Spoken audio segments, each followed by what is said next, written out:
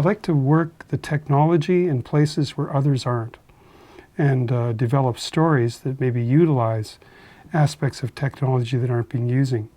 I like to go for subjects that people are not recording or developing right now.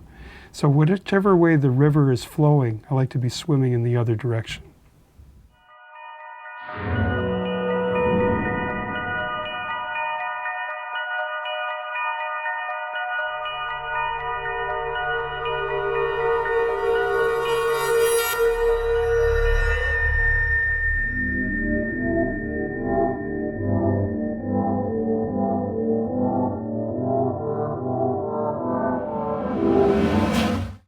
Well, I feel really uncomfortable being on this side of the camera.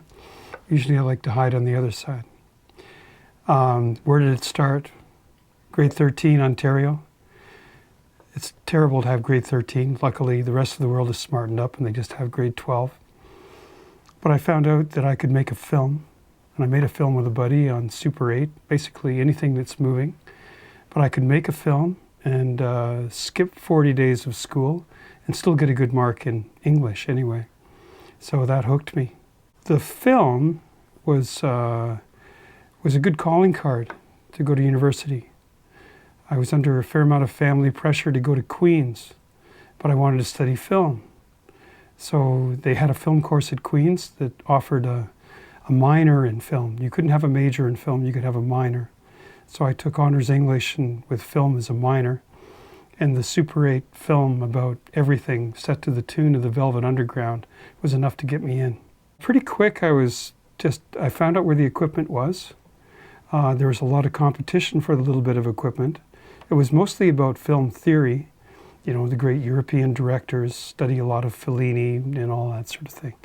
And which was very good, actually, because the emphasis on story served me well years later. But all I really wanted to do is get my hands on the equipment and make films. Films, like cut them, paste them, stick them together, put them on a machine called a Mineola, which was a rickety British contraption that wasn't as good as the Movieola. And there were tape splicers. And so you'd make work print.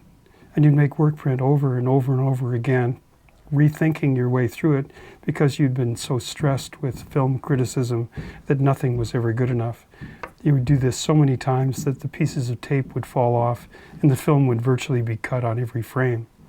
But even so, I managed to get a film about the inside of Collins Bay Penitentiary. It was a film that made it to air. I was on top of the world. CBC had a program called The Weekday or something. And so this short doc was cut together, black and white film, and made it on air. Then I drank with the wrong people. They talked about polar bears and snow geese and ended up in making a film proposal for Churchill, Manitoba. Something along the lines of FOGO, where you had 4 different cultural groups in Churchill, and could we get them to talk to each other? You know, could film be a catalyst for social change? Well, to make this catalyst work, we needed money.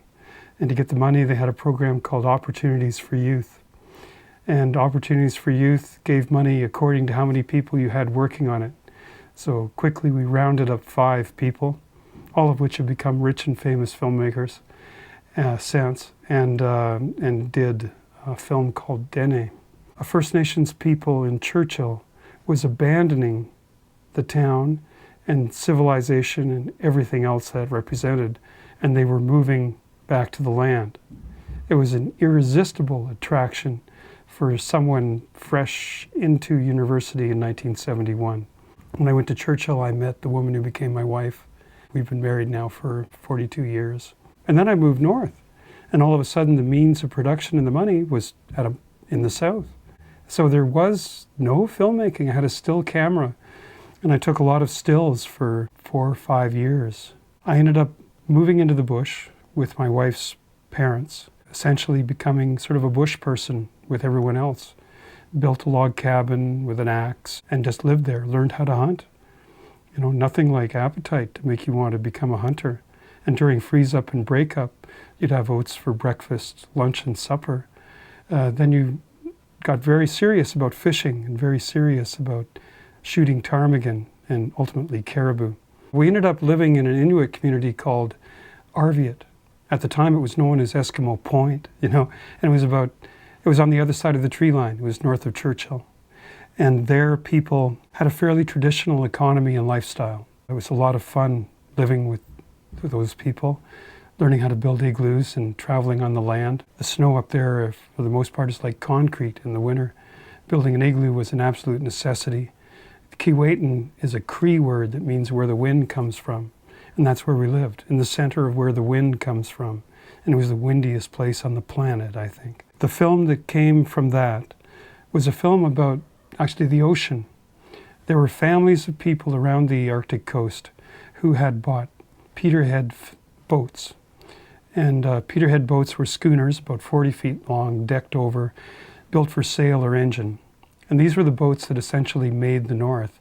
And the families that owned them, the Inuit families that owned them, lovingly looked after them, for 40, 50 years or more. The film was about the last days of these boats. They were used for walrus hunting.